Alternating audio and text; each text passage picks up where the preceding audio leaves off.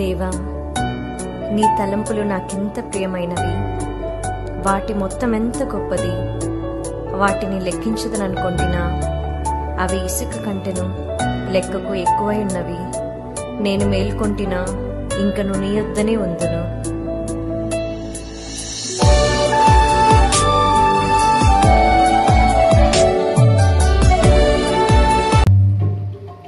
అందరం చెప్పడానికి ఆహ్వానిస్తాం.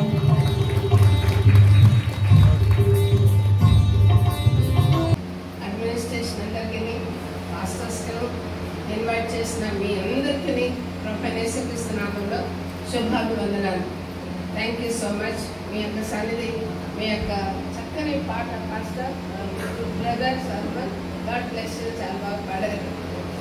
మంచి మీనింగ్ఫుల్ కలిగినటువంటి వాక్యంతో పాటతో పాడి అందరిని ఎంకరేజ్ చేసినందుకు దేవుడు మిమ్మల్ని దీవించుగాక. నా వాయిస్ అందరికి వినిపిస్తుందండి?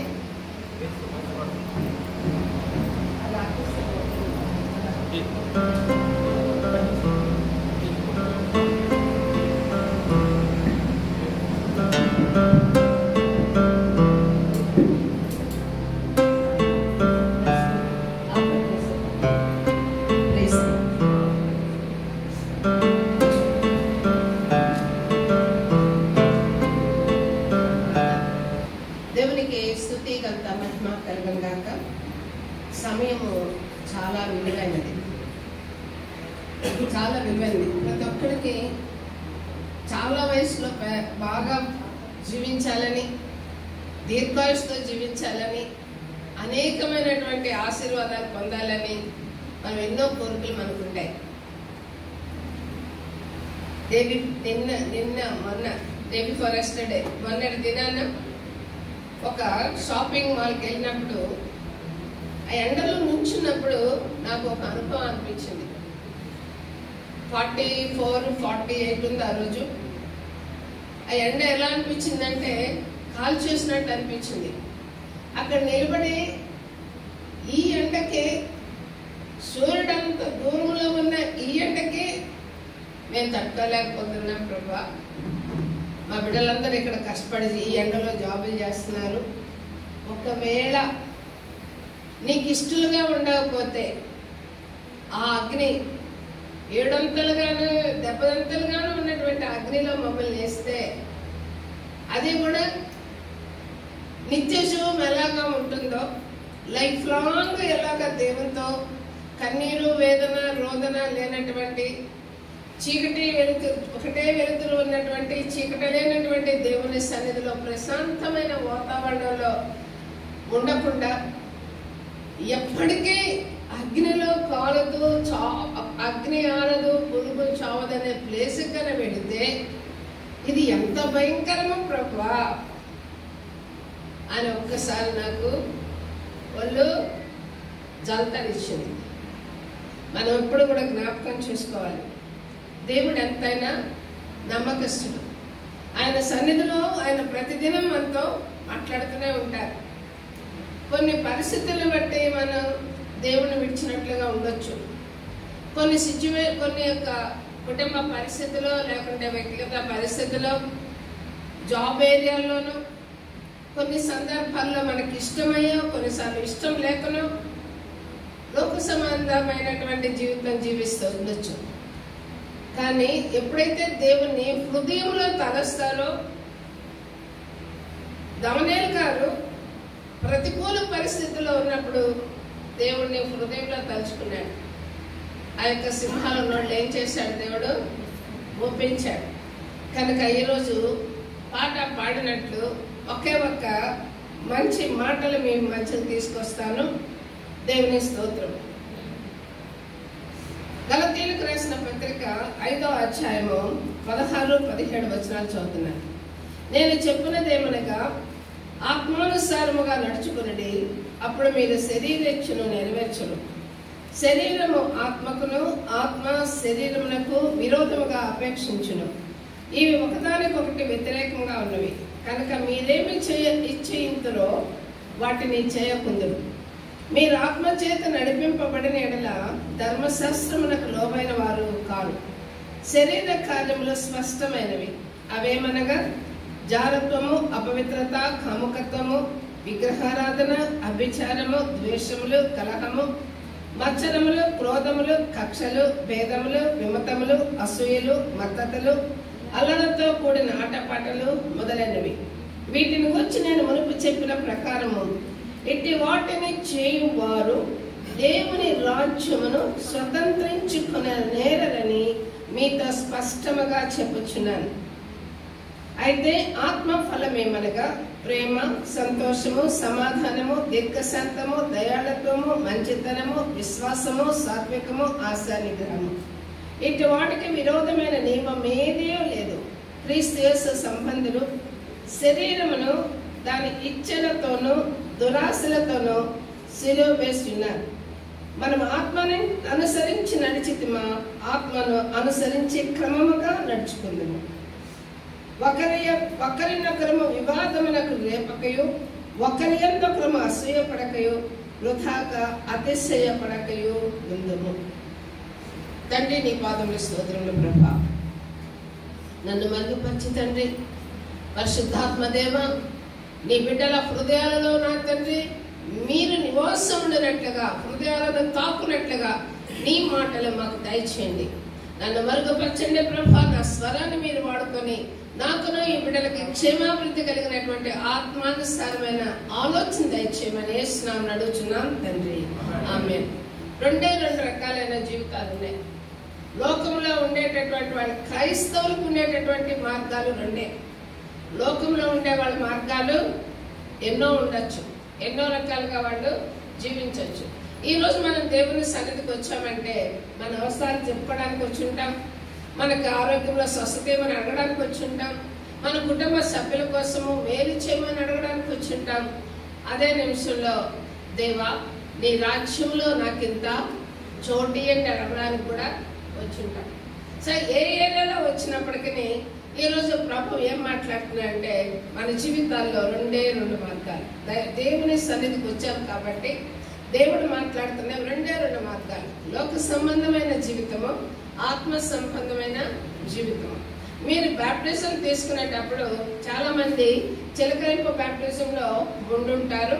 కానీ బ్యాప్టిజం ఎందుకు తీసుకుంటామని అంటే, నేను పాపిని, నేను నా జన్మ నుంచి నా తల్లిదండ్రుల పాపంలో నుండి నేను పుట్టిందాన్ని, నా పితరుల నుండి వచ్చినటువంటి క్రియలన్నీ కూడా మా తల్లిదండ్రుల పోలికలు అయితే నాకు ఎలాగున్నాయో, నా ఆలోచనలు కూడా ఒకవేళ నా తల్లిదండ్రులు క్రైస్తవులు కాకుండా దేవుని యొక్క నీతి న్యాయం అనుసరించి నడిచిన వారు కాకపోతే వాళ్ళలో ఉన్న చెడు కూడా నాలో ఉంది. కనుక నేను ఇవన్నింటినీ విడిచిపెడితేనే తప్ప దేవునికి ఇష్టమైన జీవితం నేను జీవించను. అపోస్తలుడైన పౌలు ఏం చెప్తాడంటే, ఆత్మానుసారముగా జీవించడము, శరీరానుసారముగా జీవించడము. ఇప్పుడే నేను చదివాను. శరీర క్రియలు ఏమనగంటే శరీరానుసారమైన ఈ యొక్క అన్ని పద్ధతుల ద్వారా నాలో ఒకవేళ అపవిత్రత అంటే నాలో అపవిత్ర కోరికలే ఉంటాయి. నాలో ఒకవేళ కామకత్వం అంటే కామానికి సంబంధించిన ఆలోచనలు, కోరికలు ఎక్కడ దొరుకుతుంది, ఏం చేయొచ్చు, ఒకవేళ ఫోన్లో చూడొచ్చా, ఇటువంటి ఆలోచనలు నా హృదయంలో ఉంటాయి. కానీ ఒకవేళ నేను దేవునికి సంబంధించి నా ఆత్మలో అంటే యేసుక్రీస్తుని అంగీకరించాము అంటే పాపాన్ని ఇక నుంచి నేను చెయ్యను, పాపాన్ని చెయ్యను అనే జీవితము క్రైస్తవ జీవితం. క్రీస్తుతో నడవడము అంటే పాపాన్ని వదిలిపెట్టి దేవునితో నడవడం. ఎలా సాధ్యం? శద్రకు, మెషకు, అబేద్నెగోలు ముగ్గురు కూడా పరాయ దేశంలోనే ఉన్నారు. వాళ్ళు ముగ్గురు కూడా దేవుని యూదుల్లో నుంచి వచ్చిన వాళ్ళు, అంటే నిష్ఠ కలిగినటువంటి, పద్ధతి కలిగినటువంటి, దేవుణ్ణి కలిగినటువంటి ఇశ్రాయేలు జనాంగము లేదా యూదుల జనాంగం నుంచి పద్ధతిలో వచ్చారు. ఎప్పుడైతే వేరే దేశానికి వెళ్ళారో ఆ దేశ పద్ధతులను అనుసరించకుండా మేము ఈ దేశాన్ని బట్టి మేము అపవిత్రపరచుకున్నాము కనుక మేము దేవునితో ఉంటామని కానీ వాళ్ళందరినీ తీసుకెళ్ళి ఎక్కడ వేశారు?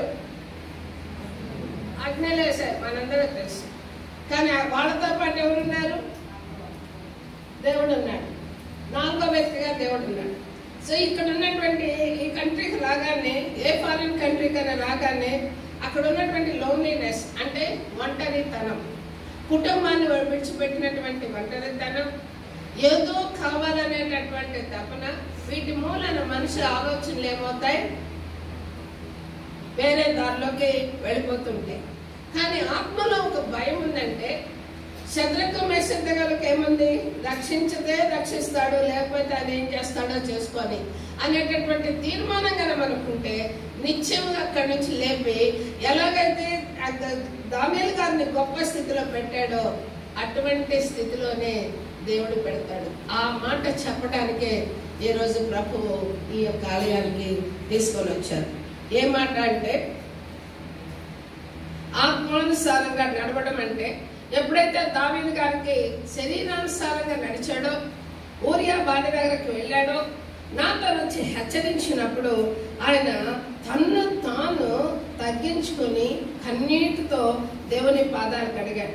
2వ సమూయేలు గ్రంథం 22వ అధ్యాయము 51వ వచనం. మీరు ఎవరైనా బైబిల్ చదివితే ఒక్కరు చదవండి, ఒక్కసారి ఇద్దరు చదివితే కన్ఫ్యూజన్ వస్తుంది. 22వ అధ్యాయము 51వ వచనం. 50. అందువలన యెహోవా అన్యజనులలో నేను నిన్ను ఘనపరచెదను, నీ నామ కీర్తన గానము చేసేదను, నీవు నియమించిన రాజులకు గొప్ప రక్షణ కలుగు చేయువాడవు నీవే. అభిషేకించిన దావీదునకును అతని సంతానమునకు నిత్యము కనికరము చూపుదము. దేవునికి స్తుతి ఘనత మహిమ కలుగును గాక. ప్రతి ఒక్కళ్ళు కూడా, మీరు ఇక్కడికి వచ్చిన వాళ్ళందరూ కూడా ఎవరి కోసం కష్టపడుతున్నారు? ఇక్కడ ఉండేసి మా పిల్లలు డాక్టర్లు చదవాలా, ఇంజనీర్లు చదవాలా, లేదంటే యాక్టర్లు అవ్వాలా అని వాళ్ళ కోసం కదా కష్టపడుతున్నారు. కుటుంబం కోసమే కదా ఇంత దూరం వచ్చాం. ఒక మంచి ఇల్లు కొనుక్కోవాలా, ఇండియాలో ఒక మంచి కారు కొనుక్కోవాలా, లేదా మా బిడ్డల జీవితాలు మంచిగా ఉండాలి. ఎప్పుడైతే దావీదు తను తగ్గించుకున్నాడో దేవుడు ఆయనకు ఒక వాగ్దానం ఇచ్చాడు. ఏమని? నీవు నియమించిన రాజులకు గొప్ప రక్షణ కలుగు చేయదము, అభిషేకించిన దావీదునకు అతని సంతానమునకు నిత్యము కనికరము చూపుదము. నిత్యము కనికరము అంటే ఈ ఒక్క రోజుకే మా కుటుంబానికి సహాయం చేయ ప్రభా, ఈ ఒక్క సంవత్సరానికి ఆయన ఎవరైనా చేస్తారా ప్రార్థన? ఈ ఒక్క క్లాస్ పాస్ అయితే చాలు మా పిల్లలు చేస్తారా? పాస్ అవగానే ఏంటి, కాలేజీకి వెళ్ళాలా, కాలేజీకి వెళ్ళిన తర్వాత ఉద్యోగం రావాలా, ఉద్యోగం వస్తే పెళ్లి కావాలా, పెళ్ళి అయితే గ్రాండ్ చిల్డ్రన్ కావాలా, ఈ అన్నిటితో పాటు మంచి ఇల్లు కావాలా, మంచి కారు కావాలా. ఎప్పుడైనా ఎండింగ్ ఉంటుందా కోరికలకి? ఉందా కోరికలకి ఎండింగ్ ఏమన్నా? ఈ కోరికలు నిన్ను అడగక మునిపే నీకేమి కావాలో దేవునికి తెలుసు కనుక ఎప్పుడైతే నువ్వు దేవుని సన్నిధికి వస్తావో వాటన్నిటికీ నిత్యము కనికరము చూపును. అంటే నువ్వు అడగక మునిపే నీకేమి కావాలో దేవుడు నీకు అనుగ్రహిస్తాడు. అది దేవుని యొక్క సన్నిధికి వస్తే దేవుడు ఇచ్చేటటువంటి బ్లెస్సింగ్. ఆత్మానుసారంగా నడిచేవాళ్ళు దేనికి చింతపడరు. ఈ రేపేం కలుగుద్దో, ఎల్లుడేం కలుగుద్దో, ఇది వస్తుందో రాదో, ఈ చింతలు ఉండవు. నా దేవుడు నన్ను చూస్తున్న దేవుడు, కునుకడు, నిద్రపోడు. నా ప్రార్థన వింటున్న దేవుడు నాకు ఎప్పుడు సహాయం చేస్తాడు అనే నిశ్చయత, ఒక ధైర్యము ఉంటుంది. అదే 37వ కీర్తనలో దావీదు గారు ఏమంటారో చూడండి. 37వ కీర్తన 11వ వచనంలో,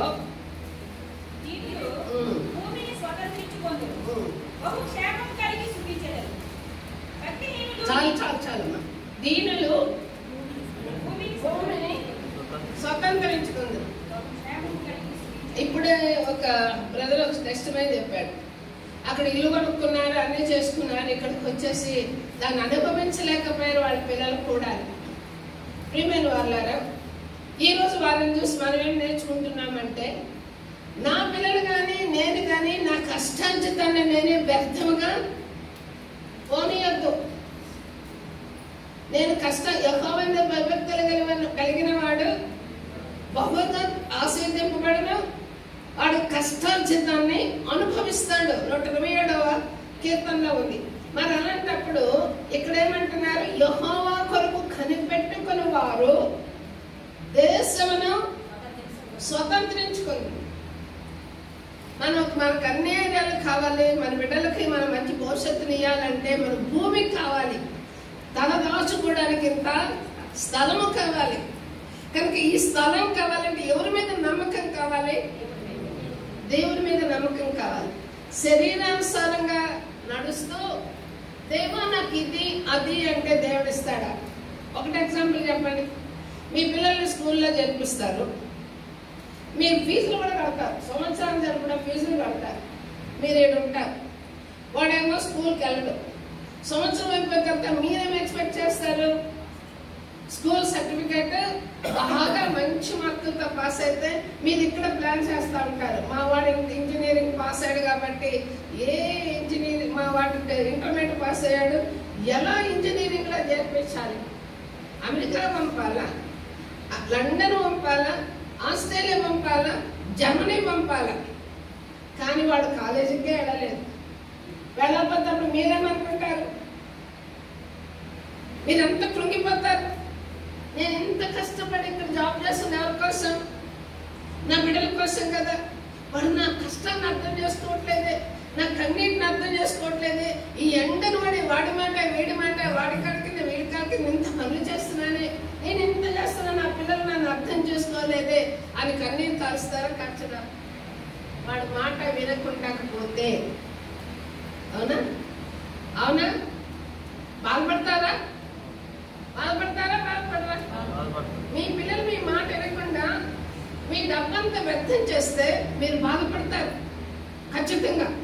తండ్రి అయిన దేవుడు ఆ నరకం నుంచి తప్పించడానికి ప్రభు యేసుక్రీస్తు వారి ద్వారా భూమి మీదకి వచ్చి ఆయన రక్తమంతా వెల చెల్లించి మరణాన్ని జయించి ఆజ్ఞాతిక్రమ పాపము వల్ల వచ్చే జీతము మరణము. నా బిడ్డలు ఎవరు కూడా నాకు దూరంగా వెళ్ళిపోయి అగ్నిగంధకాలకు వెళ్ళకూడదు, వాటన్నిటి నుంచి విడుదలిస్తాను, నా మాట ఇంటే చాలు అని యేసుక్రీస్తు ప్రతి ఆదివారము సేవకుల ద్వారా మాట్లాడుతున్నాడే.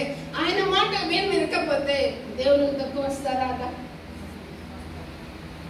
ఆలోచించండి, ఒక్కసారి ఆలోచించండి. మీరు ఈయన ఏమంటున్నాడు?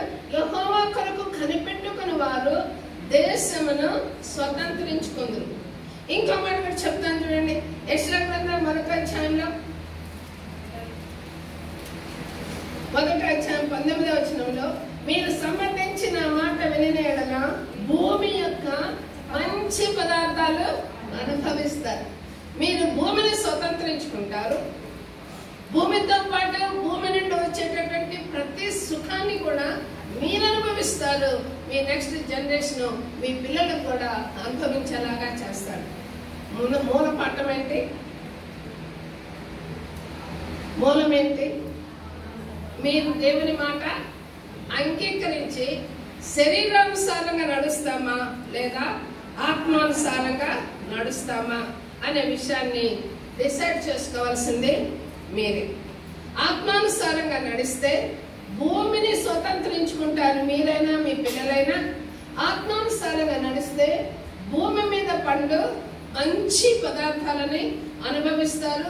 3వ ఏరియాలో ఆయన పొందిన గాయముల ద్వారా స్వస్థత. పేతురు గ్రంథంలో ఎక్కడుంది? ఎవరైనా చెప్తారా? ఆయన పొందిన గాయముల ద్వారా స్వస్థత. ఎవరు చెప్తారన్నమాట? ఆ మాట అర్థం లేకపోతే మనం రెగ్యులర్ గా ప్రార్థనలు చేయలేము. ఎక్కడుందా చెప్పండి? యెషయా గట్టిగా చదువు.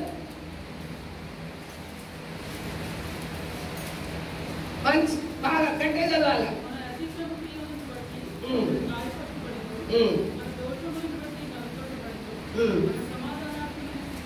ఆయన మీద వేయబడింది. 1 పేతురు చాలు. 1 పేతురు 2వ అధ్యాయం 24వ వచనంలో, మనం పాపముల విషయమై చనిపోయి నీతి విషయమై జీవించినట్లు ఆయన తానే తన శరీరమందు మన పాపములను మ్రాను మీద మోసుకొను, ఆయన పొందిన గాయముల చేత మీరు స్వస్థత అంటున్నారు. అందుకనే స్వస్థత మీటింగ్లు ఎవరు చేస్తారు? పాస్టర్లో చెయ్యిలో ఏదో బలముని నెడతాడా? ఇంపాసిబుల్. అది పరిశుద్ధాత్మ సహాయంలో ప్రభువైన యేసుక్రీస్తు నామములో స్వస్థత వస్తుంది. ఎందుకంటే ఆయన పొందిన గాయముల ద్వారానే ప్రభువైన యేసుక్రీస్తు నామములో స్వస్థత వస్తుంది. కనుక మూడవ బ్లెస్సింగ్ ఏంటి? మనం ఆత్మానుసారంగా నడిస్తే మొదటి బ్లెస్సింగ్ భూమిని స్వతంత్రించుకుంటారు. రెండవ దీవెన భూమి యొక్క మంచి పదార్థాలు అనుభవిస్తారు. నాలుగవ దీవెన మనము ఆయన పొందిన గాయముల ద్వారా ప్రభువా యేసయ్యా నువ్వు నన్ను స్వస్థపరచు అని దేవుణ్ణి అడిగితే ఆయన నామంలో ఏది అడుగుచున్నారో అది పొందినారు. మనం అందరం చెప్తాం కదా, దేవుని రాజ్యంలో నీతిని వెలుపడి మిగిలినవన్నీ మీకు అనుగ్రహింపబడునని. మీరు అడగక మునిపే మీకేది అవసరమో దేవునికి తెలుసు. మీరు ఆకలి కొని రొట్టెని అడిగితే ఆయన మీకు రాయిని ఇవ్వడు. ప్రభువైన యేసుక్రీస్తు మాటలు. కనుక ప్రియమైన వాళ్ళారా, ఈరోజు డెసిషన్ తీసుకోవాలి. నా శరీరం కోరిన ఇష్ట ప్రకారం నేను జీవిస్తాను అని అనుకుంటే ఈ దీవెనలు వస్తాయా? ఈ 4 దీవెనలు వస్తాయా? 5వ దీవెన ఒకసారి పోదాం చూడండి. 127వ కీర్తన 5వ దీవెన.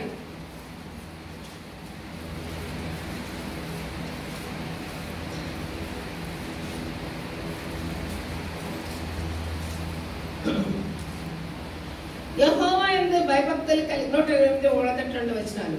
యెహోవా యందు భయభక్తులు కలిగి ఆయన త్రోవలందు నడుచువారు ధన్యులు. నిశ్చయముగా నీవు నీ చేతుల కష్టార్జితము అనుభవించదు. 5వ దీవెన ఏంటంటే, ఎంతమందికి వడ్డీలు అప్పులు ఉన్నాయండి? చేతులు ఎత్తండి. అందరికి ఉన్నాయి కదా. మనం డబ్బులు ఎక్కడైనా వేసాలు వస్తాయా? రావు. డబ్బులు ఎక్కడి నుంచి తేవాలి? ఫస్ట్ అప్పే తేవాలి. అప్పే లేకుండా పొలంలో పండే పంటతోనూ బ్యాంకులో వచ్చే డబ్బులతోనూ అనుభవించే వాళ్ళు ఎవరు పడి ఏడుకొచ్చి ఎగబడి కష్టపడరు. సో మనందరికీ అప్పులుంటాయి. కష్టార్జితం ఏం చేస్తాం? ముందు వడ్డీ కట్టకుండా వాడు అసలు కట్టానంటే ఒప్పుకుంటాడా? బాబు ఇప్పుడు నా జీతం వచ్చింది, వడ్డీ 10,000 రూపాయలు ఉన్నది, కానీ నేను నీకు ఇవ్వాల్సింది 15,000. కనుక ఈ 15,000 ముందు తీసుకో, తర్వాత మిగిలిన వడ్డీ కడతానంటే ఆ నోట్ ఇస్తాడు ఎవరైనా? మొదట ఏమంటాడు? ఫస్ట్ వడ్డీ కట్టవయ్యా, మిగిలిన అసలు తర్వాత తిరుగుతులే. ఇప్పుడు ఏం పొందరు అసలుకి. ఇలాగే మాట్లాడతారు మన ఇండియాలో వడ్డీ వ్యాపారస్తులు. వడ్డీకే కట్టు తొందరగా, ఇప్పుడు రాబోయే రోజుల్లో చూసుకోవచ్చు అంటారు. కానీ ఇక్కడ ఏమనుంది? నీవు నిశ్చయముగా నీ చేతుల కష్టార్జితము వడ్డీ కట్టవు. ఎప్పుడు దేవుని ఆలోచన మాటలు విని వాటిని అనుసరించి శరీరంలో ఉండేటటువంటి కోరికలు అనుసరించి నడవకుండా నిన్ను నీవు సిలువ వేసుకుంటే, నీ కోరికను నువ్వు అడ్డుకట్ట వేసుకొని దేవుని యొక్క ఆలోచన చొప్పున నడిస్తే, 5వదిగా నీవు చేసిన కష్టార్జితం నిశ్చయముగా నీవు నీ బిడ్డలు అనుభవిస్తారు. అప్పులు తీసుకునే వాడికే ప్రేరేపణ కలిగి, బాబు నువ్వు చాలా కష్టపడుతున్నావు, ఇక నాకు అప్పు కట్టద్దులే, అసలిచ్చేసి అనేటటువంటి వాళ్ళు కూడా ఉంటారు. మాది బిజినెస్ పోయింది. బిజినెస్ పోయిన తర్వాత మా వారు ఏం చేశారంటే, మాకు చాలా డబ్బు ఉంది, చాలా గోల్డ్ ఉంది, చాలా డబ్బు ఉంది. 80s లో 9 ఏళ్ళు మేము లిబియాలో ఉండేవాళ్ళం. చాలా సంపాదించాం. దిస్ ఇస్ ఎనఫ్, ఇంకా చాలు మనకి అనుకొని ఇండియాకి వచ్చాం. ఇండియాకి రాగానే ఆయన లేబర్ వెల్ఫేర్ ఆఫీస్లో జాబ్ చేస్తూ బిజినెస్ పెట్టాడు. బిజినెస్ ఎలా పెట్టాడు? మిగిలిన 4 జాయింట్ అయి పెట్టారు. ఈ 4 ఏం చేశారంటే, బాబు మొత్తం నువ్వు పెట్టుకో, ఎందుకంటే నువ్వు ఫారిన్ నుంచి వచ్చావు కదా, మొత్తం నువ్వు పెట్టుకో, రాబడి వచ్చినప్పుడు మొత్తం నువ్వు పెట్టినంతా తీసేసుకో, అప్పుడే మిగిలింది మంచుకున్నా అన్నారు. 1 year లోపల ఏమైంది? ఈయన మొత్తం పెట్టి మొత్తం తీసుకెళ్ళి పెట్టేసి అంత అయిపోయింది. పెద్ద ఫ్లడ్ వచ్చింది, మొత్తం పట్టుకోపోయింది. వీళ్ళందరూ ఏమన్నారు? బిజినెస్ అనమాట, ప్రాన్స్ బిజినెస్. 3 నెలల్లో వచ్చే ప్రాఫిట్ మొత్తం కూడా పట్టుకొని పోయింది, ఫ్లడ్స్ వచ్చాయి.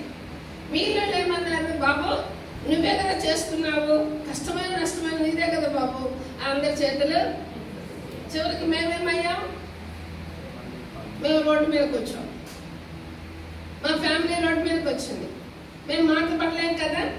సో ఎప్పంతా మేము కట్టిన దానికి మా డబ్బులన్నీ బ్యాంకులో మిగిలిపోయినాయి, బ్యాంకులో ఫిక్స్డ్లో పోయినాయి, గోల్డ్ అంతా బ్యాంకులోకి వెళ్ళింది, బ్యాంకులో గోల్డ్ బయటకు వచ్చి షాప్లోకి పోయింది. ఈ విధంగా ఉన్నప్పటికీ మా వారు ఏం చేశారంటే మా ఇంటిని కూడా ఒక వైశ్యాసానికి పెట్టి ఈయన సౌదీకి వెళ్ళిపోయాడు. ఇది మీ స్టోరీ మా స్టోరీ. మేము బాగా చదువుకున్నాం. ఆయన లేబర్ వెల్ఫేర్ ఆఫీసర్ ఇండియాలో మంచి జాబ్, గవర్నమెంట్ జాబ్ వదులుకొని దూరదేశంలోకి వెళ్ళి బహుగా సంపాదించాలని యాకోబు చెప్పినట్లుగా వెళ్ళినట్టు మా వారి అత్తగారు మామగారు చెప్పినట్లుగా వారి ఆలోచన చొప్పున వెళ్ళాం. మాకైతే మంచి జీవితం, మంచి జాబ్, మంచి పొజిషన్, హైదరాబాద్ మేము అక్కడే ఉండాలనుకున్నాం. కానీ పెద్దవాళ్ళు చెప్పిన ప్రకారం మేము వెళ్ళాం. మొత్తం పోయింది.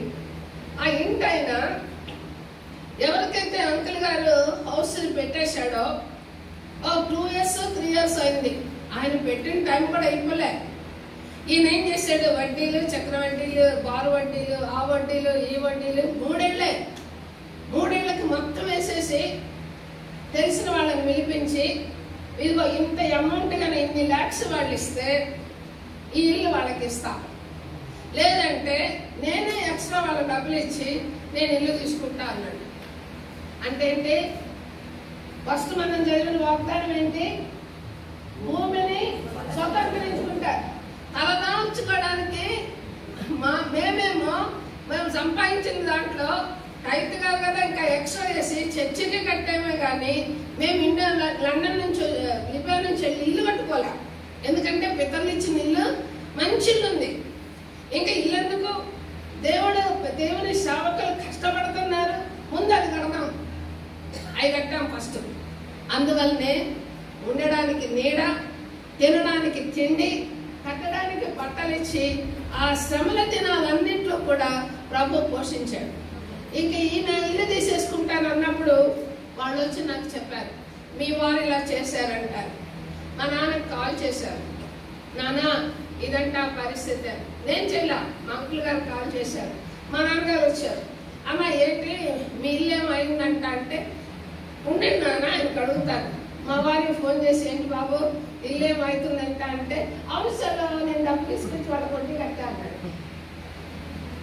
ఈజీగా మా నాన్న ఏం చేశాడంటే ఆ డబ్బు మొత్తం తీసుకొచ్చి వాళ్ళకి కట్టేసి పేపర్లు నాకు ఇచ్చి, జ్ఞానం కలిగి ప్రవర్తించాలి.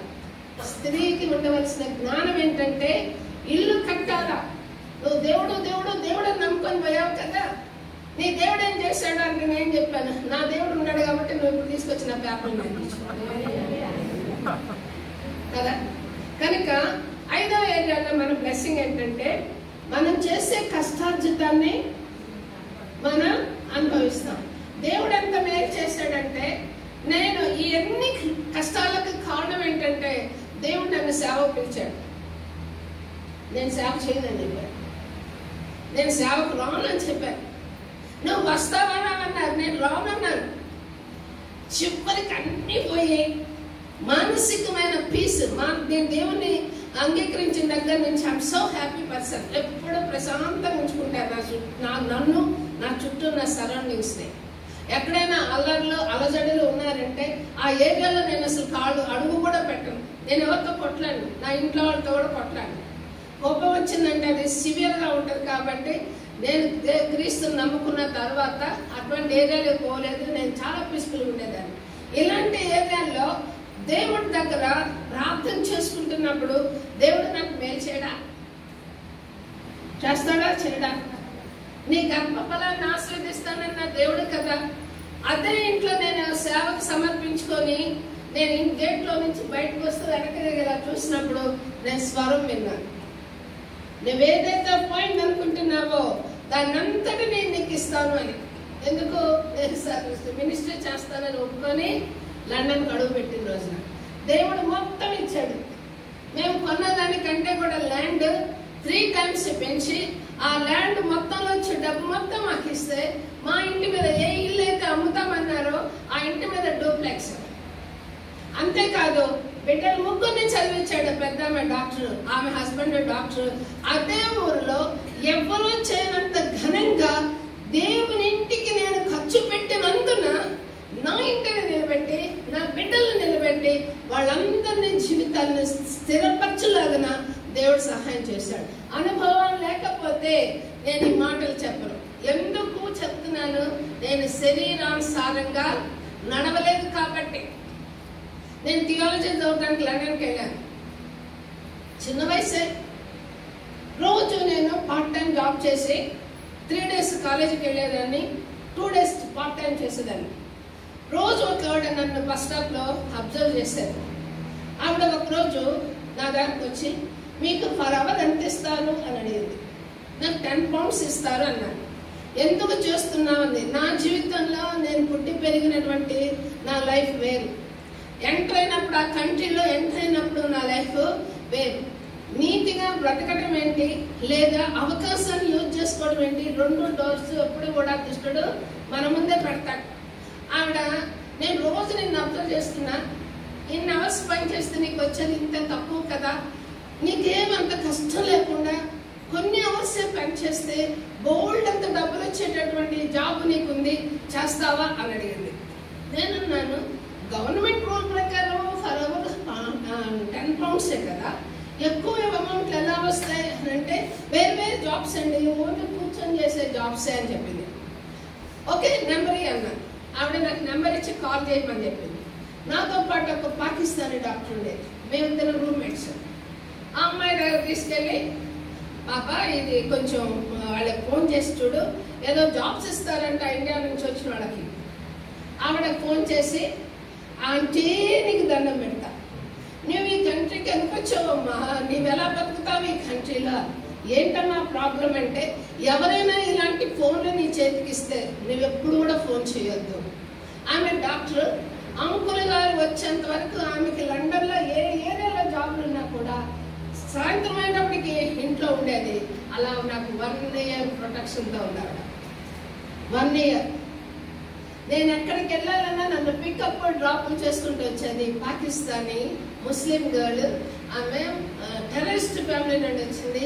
దేవుడిని నమ్ముకుంది.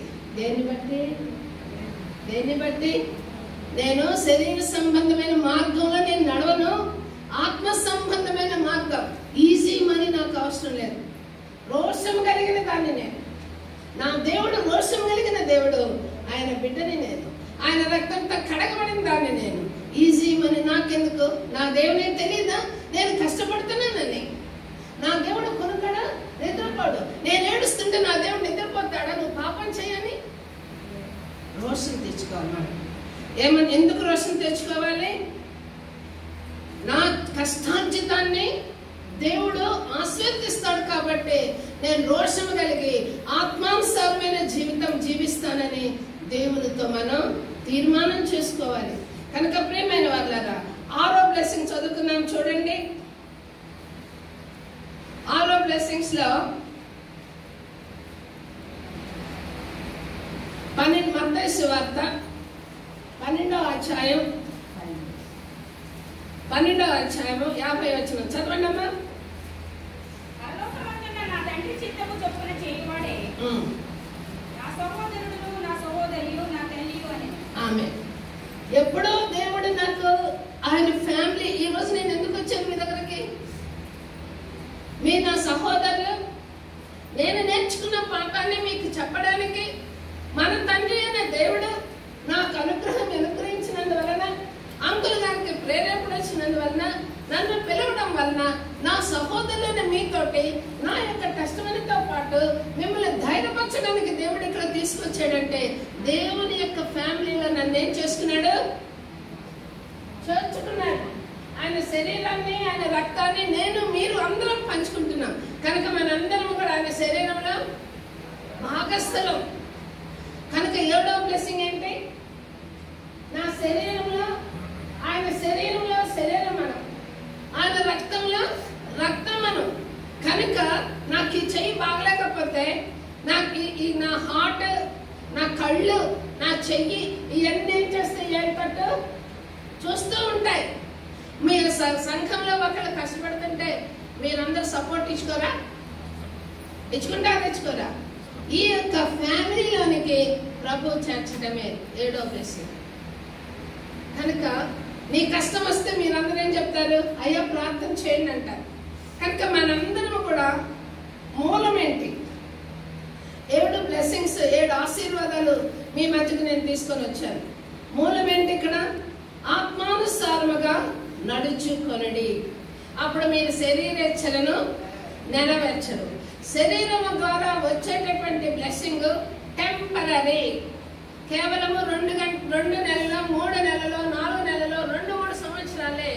కానీ ఆత్మానుసారంగా తీర్మానంతో బ్రతికితే నీ బ్లెస్సింగ్ నీ పిల్లలకి ఉంటది. అందుకనే 128వ కీర్తనలో నువ్వు బ్రతుకు కాలం అంతా కృపాక్షేమములు నీ వెంట వస్తాయి, నీ మందిరములోనే నీవు, యెరూషలేములోనే నీవు దీవింపబడదవు, నీ పిల్లలను చూచెదవు. ఎప్పుడు నువ్వు ఆత్మ చేత నడిపింపబడిన ఎడల, దేవుని వాక్కుననుసరించి నడిచిన ఎడల ఈ బ్లెస్సింగ్స్ అన్ని కూడా నీకు వస్తాయి. కనుక ఈరోజు ప్రియమైన వాళ్ళారా, మన తీర్మానం ఏంటి? నిలబడదాం, కళ్ళు మూసుకుందాం. శరీర కార్యాలు వర్క్ ఏరియాలో కావచ్చు, ఫ్రెండ్స్తో కావచ్చు, మనం మాట్లాడేటప్పుడు కానీ, మన సంభాషణలో కానీ, మన శరీర కార్యాల గురించి ఆలోచించేటప్పుడు జాలత్వమేమి, అపవిత్రత ఏమి, కాముకత్వమేమి, అభిచారమేమి, ద్వేషములు, కలహము, మత్సరములు, క్రోధములు, కక్షలు, అసూయలు, ఈ మత్తతులు, అల్లరితో కూడిన ఆటపాటలు, పోనోగ్రఫీ, ఇవన్నీ నిన్ను ప్రేరేపిస్తే నీవెవరు బ్లెస్సింగ్ కోల్పోతున్నావంటే నీ నెక్స్ట్ జనరేషన్, నీ పిల్లల బ్లెస్సింగ్ ని నువ్వే, నీ పిల్లల జీవితాలని, నీ పిల్లల దీవులని నువ్వే పోగొడుతున్నావు. ఎందుకంటే తల్లిదండ్రులు చేసే పాపము బిడ్డల మీదకి శాపంగా వస్తుందని గుర్తుపెట్టుకోవాలి. కనుక ఈరోజు ఒక తీర్మానం చేసుకుందాం. ప్రభువా, శరీరానుసారంగా నడవకుండా నీ ఆత్మ అనుసరించి, అయ్యా నీ ఆత్మ వరముతో, ఆత్మ ఫలముతో జీవించినట్లుగా నా హృదయాన్ని ప్రేమతో నింపు, నా హృదయాన్ని సంతోషంతో నింపు, నా హృదయాన్ని సంతృప్తితో నింపు. నాకు ఎంత వస్తుందో అది చాలు అనేటటువంటి సంతృప్తితో నింపు. నా హృదయానికి సమాధానం ఇయ్యి, నా హృదయానికి దయాళత్వమే, నా హృదయానికి మంచితనమే. విశ్వాసంతో నేను బ్రతకాలి, కానీ పాపముతో అవిశ్వాసం చేసి నేను బ్రతికితే అయ్యా నా గమ్యము పాపమయ్యా, దైత శాపంలో నుంచి నా బిడ్డల్ని కాపాడయ్యా, నా కుటుంబాన్ని కాపాడయ్యా, నా పిల్లలు నేను చూడాలయ్యా. అయ్యా నన్ను కాపాడు తండ్రి, నన్ను కాపాడు. నోరు విప్పి దేవునితో మాట్లాడండి ప్రియమైన వాళ్ళారా. దేవుడు సమీపం ఉన్నప్పుడే మాట్లాడండి, దేవునితో తీర్మానించండి. ప్రభువా, శరీరానుసారంగా నన్ను నడవకుండా ఆత్మానుసారంగా నడిచి నా కుటుంబానికి నేను ఆశీర్వాదంగా ఉండనట్లుగా ప్రభువా నా మనస్సు మార్చు, ప్రభువా నా స్వభావాన్ని మార్చు, ప్రభువా నా హృదయాన్ని మార్చు, ప్రభువా నన్ను మార్చు, నన్ను మార్చు ప్రభువా. నోరు విప్పి దేవుడితో చెప్తాం, దేవుడు సమీపంగా ఉన్నప్పుడే చెప్తాం, పరిశుద్ధాత్మ దేవుడు నిన్ను తాకుచున్నప్పుడే చెప్తాం, నీ హృదయంలో ఆ యొక్క వాక్యాన్ని నాటినప్పుడే చెప్తాం. దుష్టుడు నీ హృదయాన్ని దొంగిలించకుండా, నీ హృదయంలో నాటబడిన విత్తనము పక్షులు ఎత్తుకొని పోకుండా, ఇదిగో నా హృదయాన్ని నువ్వు మాకు తాకు ప్రభా, ప్రభా నా హృదయాన్ని తాకు ప్రభా. స్థిరమైన మనస్సు నాలో నూతనముగా పుట్టించు, స్థిరమైన మనస్సు నాలో నూతనముగా పుట్టించు ఫాదర్. నన్ను తాకు ప్రభా, నన్ను క్షమించు ప్రభా. పరిశుద్ధాత్మ దేవా నన్ను ముట్టండి ప్రభా, నాలో పశ్చాత్తాపాన్ని కలుగజేయి ప్రభా. తిరిగి నేను పాపము చేయకుండా, తిరిగి నేను నా బిడ్డల్ని శాపగ్రస్తుల్ని చేయకుండా తండ్రి నీ మందిరపు దీవులు నాకు అనుగ్రహించు. నీ మందిరంలో నేనున్నాను ప్రభా. ప్రభా నా కన్నులు తెరువు, దుష్టుని ఎదిరించే ఆత్మబలం నాకు దయచేయి, అపవాదిని ఎదిరించే బలం నాకు దయచేయి.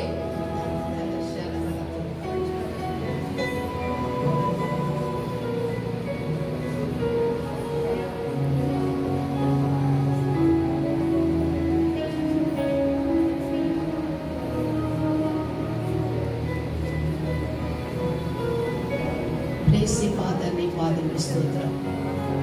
నీ సన్నిధిలో తగ్గించుకుంటున్నాను తండ్రి. మన్నించి క్షమించి బిడ్డలందరి హృదయాలను తాకిన ప్రభా మనోనేత్రం విప్పండి తండ్రి. రిలీజ్ జీసస్ ఫాదర్ నీ చేతులు సమర్పిస్తున్నాను తండ్రి. సంఘం యావత్తున ప్రభా శ్రేష్టమైన నీ దీవులతో నేను ఎదుర్కొనే సంఘంగా నిలబెట్టమని బ్రతుకున్నట్టు యేసయ్య నామమున వేడుకొంచున్నాను తండ్రి.